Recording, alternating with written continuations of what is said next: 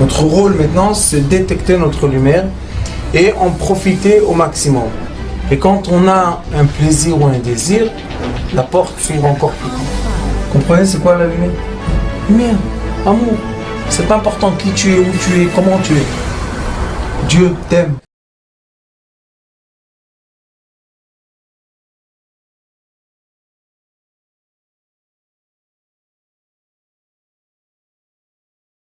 Quel est le secret de Parashat Vayechi? Un des grands secrets, beau secret.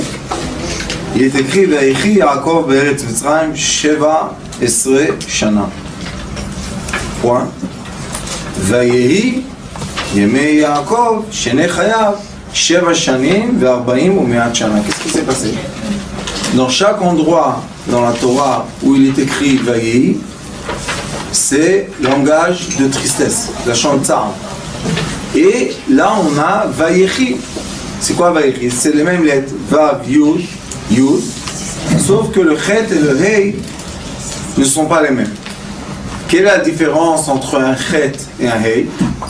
Le Chet c'est 8, le Hei c'est 5, donc nous avons un 3. Ce 3 là est la clé de comprendre ces deux parties du Pasuk. Disent comme ça. Vayechi Yaakov be'eretz Mitzrayim 17 shana. Ça veut dire que Yaakov a vécu 17 ans de plaisir. Commencement, continuation de Pasuk. Il est écrit Vayehi Yemei Yaakov Shenei Chayav Sheva Shanim ve'arba me'ot shana. Il a vécu en tristesse 147 ans. Alors pourquoi on divise les 17 ans des 147 ans? Il devait écrire Vayi Yemei Yaakov Sheva ve'arba'im u'me'at shana be'eretz Mitzrayim, c'est fini. Pourquoi tu me dis Vayechi Yaakov? Vayechi c'est la joie, Chaim, la joie. Et de l'autre côté tu me dis Vayi. Qu'est-ce qu'ils veulent? Il y a un grand secret ici qui s'appelle les 3 premiers attributs de miséricorde. C'est quoi les 3 premiers attributs? C'est Keter, Chochma, Bina. La couronne, la sagesse et l'intelligence. C'est la couronne, le Père et la Mère céleste. Qui font quoi? La couronne, ça s'appelle la lumière qui est toutes les lumières ensemble, sauf qu'on ne voit pas ce qui est féminin, ce qui est masculin.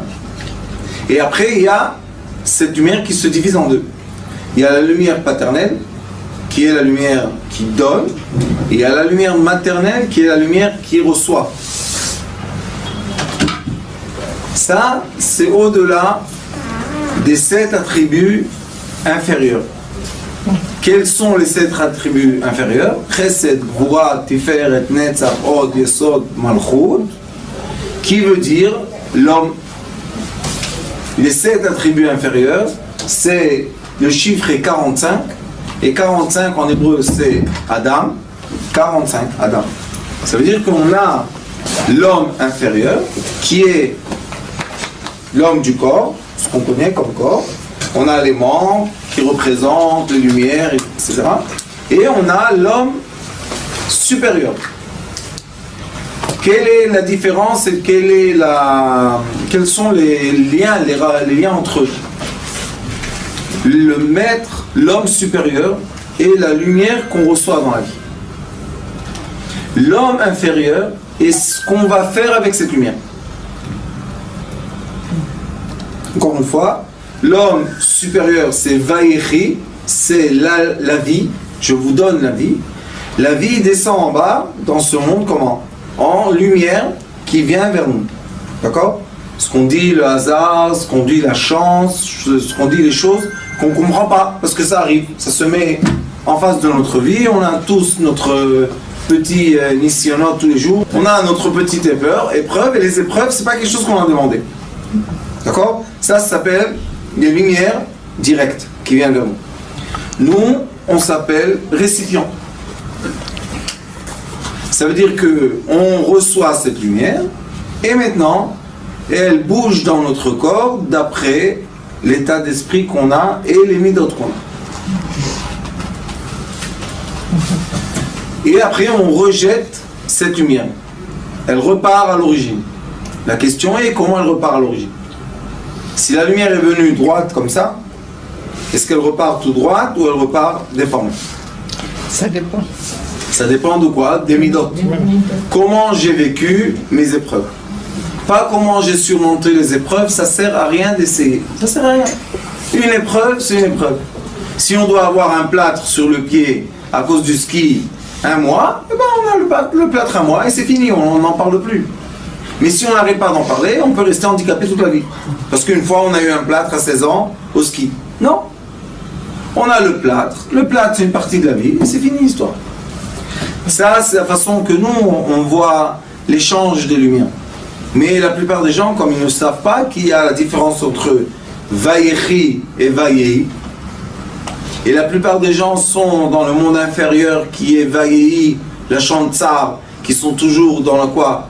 Tsar, c'est la tristesse, mélancolique. Hein? Les gens qui n'arrivent pas à voir le positif dans leur vie, ils voient tout le temps ce qui est mal, ils ont raison. Pourquoi ils ont raison? Parce que ça s'appelle le monde inférieur. Et le monde inférieur est un monde d'action. Et dans l'action, qu'est-ce qu'on fait? On a des échanges de force. Les gens qui ont des échanges de force, on ne peut pas leur dire pourquoi tu fais des efforts. Parce qu'ils sont dans un monde qui leur demande ou qui leur oblige de faire des efforts. Yaakov Avinu, quand il vient chez Pharaon la première fois, Pharaon lui dit, quel âge tu as? Il lui dit 130 années mauvaises. Comment Yaakov Avinu peut dire le mot mauvais? Les sages, le Ari Akadosh explique, c'est quoi 130 ans mauvaises? C'est 130 ans de souffrance. Pourquoi Yaakov Avinu a souffert tellement 130 ans? Qu'est-ce qui se passe? Qu'est-ce qu'il y a de mal de Yaakov Avinu? Qu'il doit souffrir. C'est quoi? C'est Chas v'Shalom, le sort de sa vie? Non. Les sages disent, comme le premier homme a quitté sa femme 130 ans, et il a fait ce qu'il a fait avec ses imaginations, Yaakov Avinu était l'image du premier homme. Donc le premier homme qui est céleste a envoyé sur Yaakov Avinu des lumières terrestres pour que Yaakov Avinu reflète tout ce qui est passé avec le premier homme, les 130 ans qui quittait sa femme. Mais après, Yaakov Avinu descend en Égypte. Et Akadosh Baruch Hu lui dit, t'inquiète pas, je descends avec toi. Pourquoi Akadosh Baruch Hu doit descendre avec Yaakov Avinu? Qu'est-ce qu'il y a en Égypte qui doit chercher là-bas? La Shrina, elle ne sort pas d'Eretz Israël, sauf avec les tzadikim. Quand un tzadik va quelque part, la Shrina, elle l'accompagne. Et c'est pour ça qu'en Chutz La'aretz, dans l'exil, on a les synagogues, Beth Midrash, il y a la Shrina, mais elle est en groupe. Yaakov Avinu, il est descendu en Égypte, la Shrina est descendue avec lui, et il est descendu après 130 ans de souffrance. Et maintenant, il rencontre Yosef. Et quand il rencontre Yosef, il pleure, et Yaakov comprend que toute sa vie était valable. Pourquoi? Pour ces 17 dernières années. Qu'est-ce qu'il y avait les 17 dernières années? Yaakov Avinu était très heureux, très content. Il a vu 600 000 enfants et petits-enfants et arrière-petits-enfants. Il a vu son peuple grandir, Baruch Hashem Le'anara. Il a vu son fils roi. Il a vu qu'à la fin, Baruch Hashem, tout le mal était pour le bien. Et c'est pour ça que la Torah, elle commence et nous dit Vayechi Yaakov. C'est une étude pour nous tous. C'est quoi Vayechi Yaakov? Vivre. Comment on vit? Et maintenant, je vais vous étonner. La différence des lettres est Chet et Hei. Vav Yud, Chet, Yud. L'autre c'est Vav Yud, Hei, Yud. Mais les sages nous enseignent, quand on étudie la sagesse des lettres, qui est le Hei représente la tchouva. On peut rectifier nos fautes. Comment? On tombe. Vous savez, le Hei c'est comme ça. C'est ouvert d'ici et c'est ouvert en bas. Qu'est-ce qu'ils disent? Tu peux tomber en bas, mais quand tu remontes, tu peux re-rentrer. Il y a de la place. Donc, Jamais il y a une fin de vie. C'est toujours on va tourner, Baruch Hashem. La roue tourne et c'est bien qu'elle tourne. Quand on est en bas, on sait qu'on va monter en haut. Et quand on est en haut, il faut s'attendre à plonger un peu en bas. Il n'y a pas de mal. Quand on sait ça. Quand on sait ça, ça va, c'est la roue elle tourne. Et quand on dit Vaïchi c'est chet. Le chet c'est quoi? C'est la faute. C'est quoi la faute? Je ne te permets pas de faire tchouva. Alors maintenant, on va se poser une question. C'est culpabilité, ça, oui. La question est, pourquoi la Torah utilise le mot Vayehi et exprime quoi? La tchouva, mais c'est dans le mot qui explique la tristesse, Tzaab. Et pourquoi dans le mot Vayehi, qui est le mot de joie, de belle vie, d'abondance, pourquoi là, il est écrit Chet, il a fait une faute? C'est contradictoire. Nous, les êtres humains, on aurait pensé comme ça. Où il y a la faute, mais un Chet. C'est quoi un Chet en hébreu? Faute. Alors mets-moi le faute où il y a la tristesse. Et où il y a la joie de la vie, mets-moi le Hey. D'accord? Qu'est-ce qu'on aurait voulu? La logique humaine, excusez-moi de vous dire, mais très bête. On vit 60 ans, on pense qu'on va régler le monde et à la fin on fait rien que des bêtises. Ça serait mieux pour nous, vous savez, Shlomo Amelech dit, Akadosh Baruch Hu lui a dit, au premier homme, fais-moi plaisir. Je te donne le monde. Une chose, fais. Quoi? N'abîme pas ce que j'ai fait. Je t'ai pas demandé d'améliorer. Laisse les choses comme elles sont. Vous voyez les gens en Chine, aux Indes, ils ont la terre, ils font pousser les choses, ils ont une petite maison. Le Rambam Akadosh dit, pourquoi les gens construisent des maisons qui vont tenir 1000 ans et l'être humain vit 60, 70, 80? Qu'est-ce que tu... Alors là-bas en Chine, aux Indes, qu'est-ce qu'ils font? Une petite baraque comme ça, petite souka, ils vivent dedans, ils ont la terre en face, ils mangent, ils sont contents, ils ont des enfants, ils ont l'ambiance, ils rigolent. Pas de pensée, pas de soucis. Baruch Hashem, on est content. Et les gens du monde moderne, et on veut appliquer, on veut améliorer, on veut faire la technologie, et à la fin, qu'est-ce qu'ils nous disent? Fais attention, cette technologie très avancée fait du mal à l'être humain. Hein? Comment elle fait du mal? Vous savez que maintenant j'ai pris l'avion, c'est la première fois que j'ai vu ça. Il y a une affiche, ne pas prendre ni dans la valise, ni avec soi, Galaxy 7. Oui. Vous savez pourquoi? Parce qu'il explose. Attendez. Vayehi. Hein? Le seul problème est que seulement en Israël il y a cette affiche. Pourquoi en Europe il n'y a pas cette affiche? Quoi? Il n'y a pas Galaxy 7 là-bas? Business. C'est une réflexion à y penser. J'ai dit à ma femme quand on prenait l'avion, je lui ai dit, pourquoi il n'y a pas les affiches ici? Galaxy 7, qu'est-ce qu'il y a? Peut-être qu'ils sont pas en vente. Quoi? Les Européens, ils n'ont pas pris l'avion en Israël pour voir qu'il y a les panneaux, ne mettent pas le Galaxy 7. Ça c'est Vayehi. Tu es content, tu as un Galaxy 7 qui te montre les choses invisibles du monde, il explose. Tu n'as pas le Galaxy 7 qui te montre les choses très intéressantes du monde, tu es bien, sain et sauf. Alors c'est le bien avec le mal et le mal avec le bien. L'équilibre de la vie et les moments très agréables qu'on va vivre sont obligatoirement équilibrés par des fautes. Pour faire quoi? Pour ne pas exploser de bonheur et de lumière. Nous sommes encore dans le corps terrestre. Et la faute est dans la pensée. Parce que après qu'on a fait quelque chose, le corps il a fait, c'est fini. Même si on a mangé quelque chose d'interdit. On a digéré, c'est parti. Mais la faute elle est où? Dans la mémoire de la mauvaise chose. D'accord? Maintenant on dit Vayehi, tu es dans la tristesse, mélancolique, tu t'es dit je vaux rien, qu'est-ce que je vais faire? Le Hey te dit ma pito, Pourquoi tu es triste? Ma pétom, grimpe en haut et il y a l'ouverture pour entrer dans le bonheur. Je rentre dans le bonheur, où je vais? Vaïchi. Je rentre dans le Vaïchi, qu'est-ce qui se passe? J'ai la faute. Je retombe en bas, j'ai le bonheur. Il faut savoir que ce monde présent dans lequel on vit, c'est le monde de l'équilibre. C'est pour ça que la Torah commence la première fois où c'est écrit lumière. Il est écrit Vayar Elohim et Taor Kitov. Dieu a vu que la lumière c'est le bien. Vayavdel Elohim ben Haor ou ben Hachoshech. Il a séparé le monde de la lumière du monde de l'obscurité.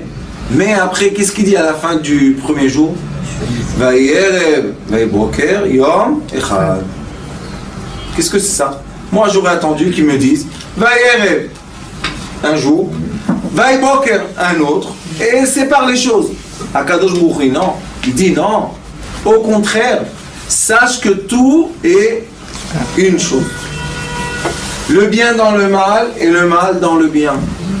C'est une vie.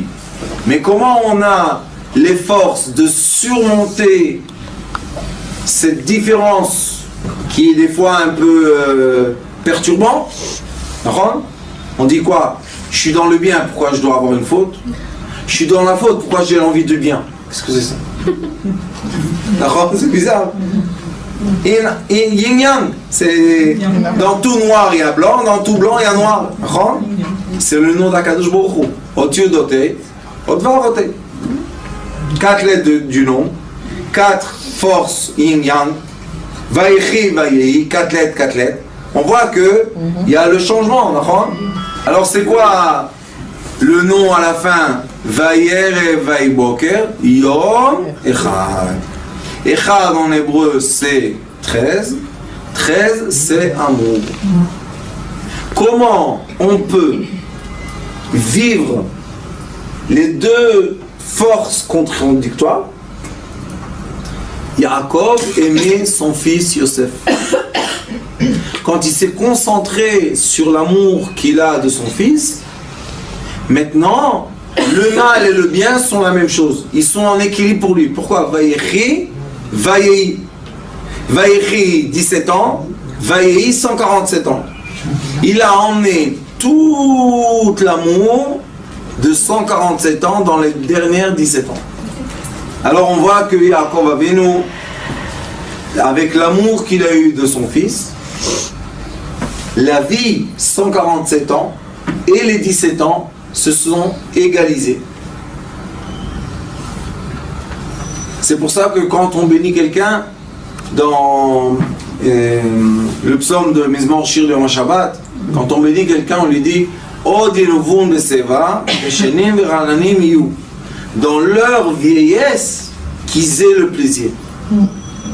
Parce que quand on est jeune, on se bat, c'est la vie.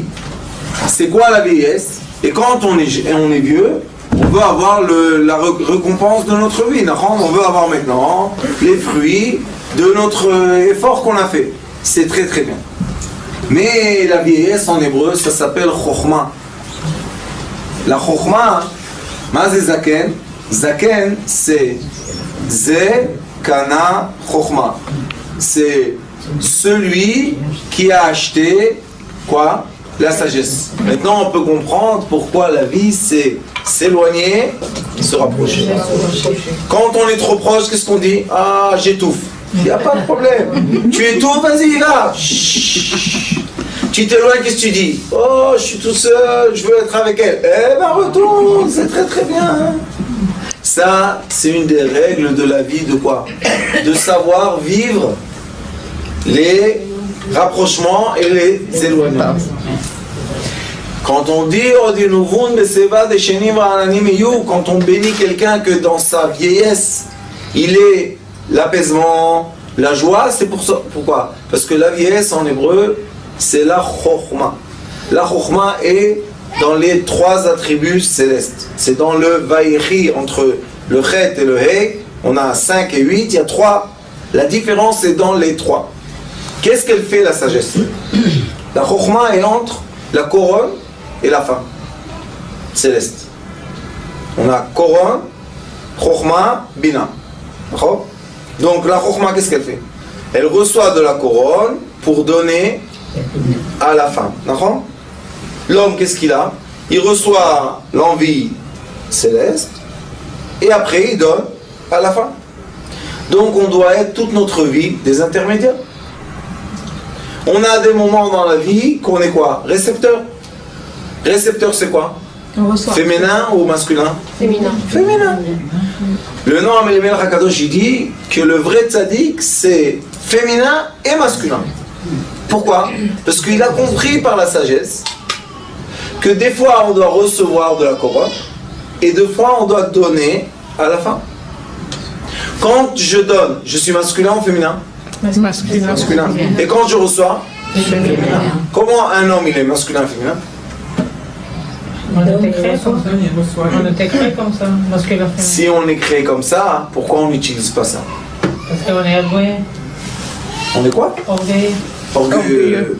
Non, pas On nous. le sait pas. Ah non, ouais, non, pas nous, non. Pas non, pas non, pas non. Alors, on doit savoir, les femmes, elles sont quoi? Quand elles reçoivent du mari, elles sont féminines. Féminin. Quand elles donnent aux enfants, Masculin. Donc on est les deux. C'est pour ça que la fin de la Mishnah Zraïm, elle dit, les sages ont essayé de comprendre, c'est quoi l'androgène? C'est un être masculin, féminin. Et ils ont dit, on ne sait pas qu'est-ce qu'on doit faire avec cet être. Pourquoi? Il est au-delà de nous. Ils ont raison. C'est quoi au-delà de nous? Parce qu'en bas, dans les 7 attributs inférieurs, le masculin est à droite, le féminin est à gauche, le fils est au milieu, il n'y a pas de mélange. Mais en haut, dans la couronne, c'est bien mélangé. Le bien et le mal, le jour et la nuit, le masculin, le féminin, tout ce que nous, dans ce monde inférieur, on voit à l'opposé, en haut, c'est une unité. Et ça, c'est le secret qu'on a ici. Vayechi Yaakov. La vie de Yaakov était quoi? 17 ans. De quoi? D'amour et de plaisir de son fils. Mais il a vécu aussi 147 ans. De quoi? De souffrance et d'attente de son fils. Oui, Rabbanit, mais à la fin, hein, comment Yaakov a été enterré? Comme un grand roi. Qu'est-ce qu'on dit de Yaakov? C'est le Hamoud Haeshar, c'est le milieu, c'est le premier homme, c'est le père, c'est le patriarche parfait, c'est tout ce qu'on veut. Pourquoi? Parce que l'histoire de Yaakov et l'histoire de Yosef, c'est l'accordion. Il vole son frère, il rentre dans la tente de l'étude. Il sort de la tente de l'étude, il vole son père. Il vole son père, il va étudier chez Shem Befet. Il rentre dans la yeshiva. Il finit la yeshiva, il va chez Lavan. Chez Lavan, il vole son cœur. Il vole son cœur, il retourne en Eretz Israël. Il retourne en Eretz Israël, il a le problème Shimon et Lévi.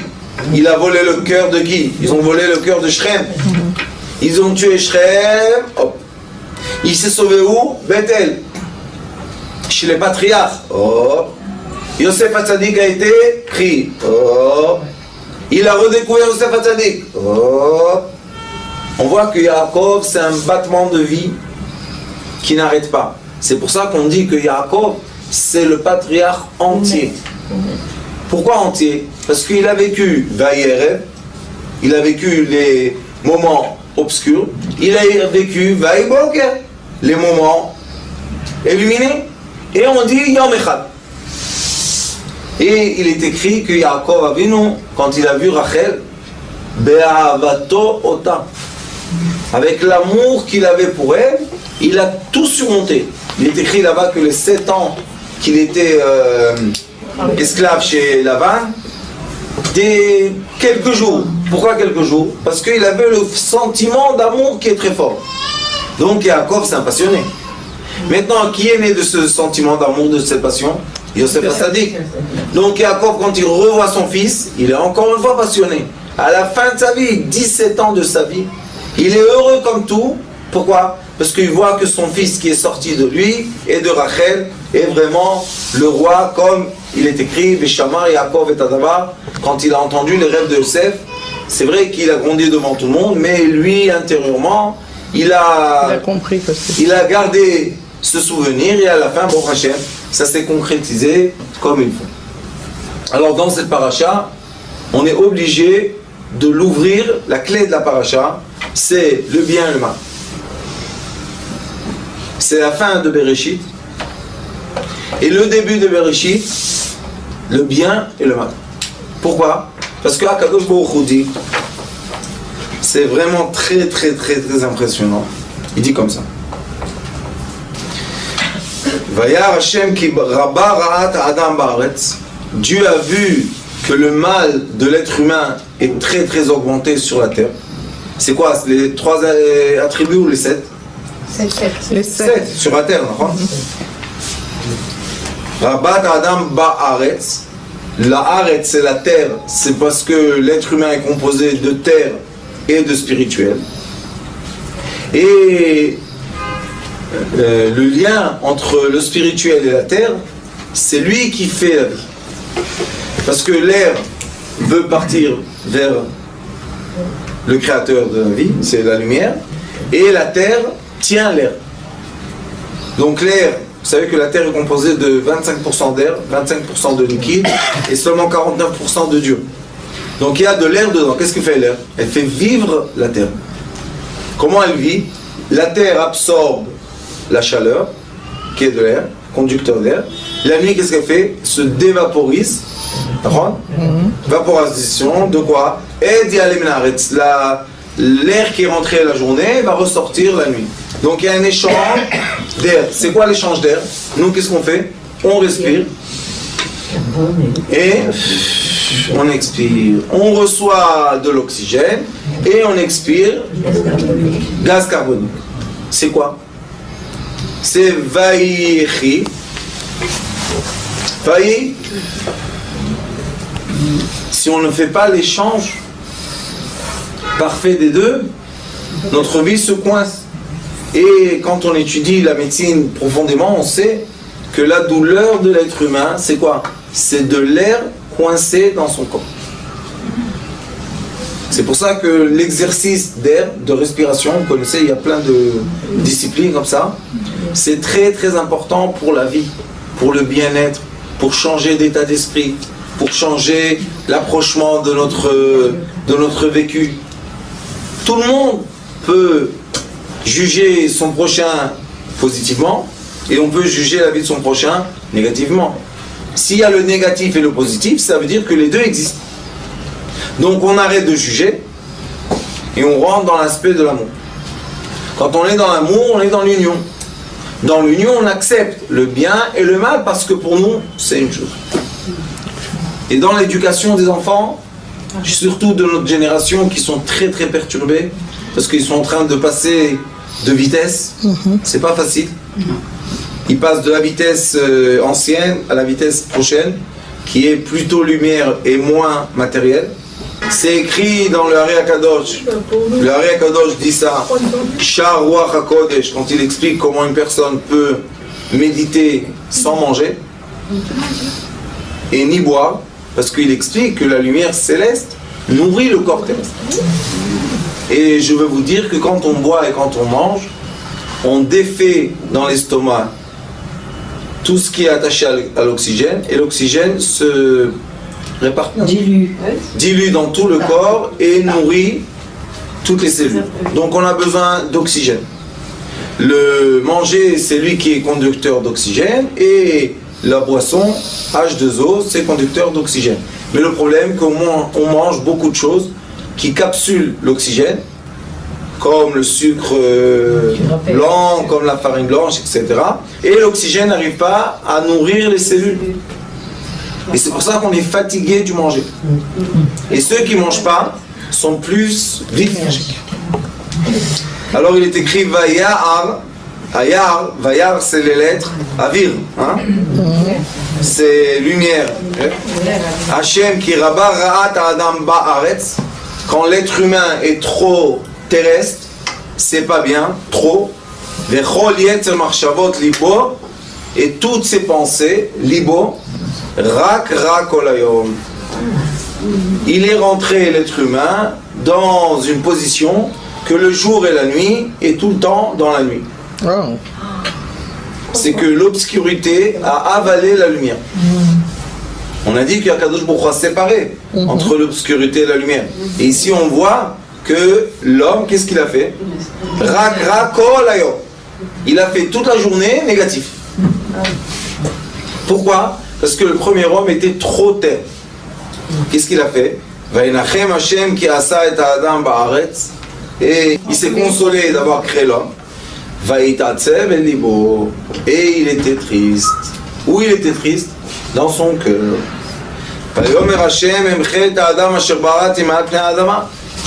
Je vais effacer l'être humain que j'ai créé sur terre. Mais qu'est-ce qu'il est écrit? Mais al pnei adama. Moi j'ai créé l'être humain supérieur à la terre. Et l'être humain qui s'est mis inférieur à la terre, c'est celui-là qui a fauté. Donc maintenant on a un être humain vayechi qui faute. On a un être humain vayehi qui fait tchouva. On voit que dans la création du monde, on a eu cet échange entre la faute et la vie, la tchouva et la mort. Il dit ici, Mi adam ad bema ad remes kol ve'ad of hashamayim ki nichamti kastim ve'noach matzachen b'nei Hashem. Encore une fois, on a deux psukim. Un pasuk qui dit que tous les êtres sont mauvais, et un pasuk après il dit Noach, non, moi Noach il est gentil. C'est quoi Chen? La sagesse, Chokhma, Bina.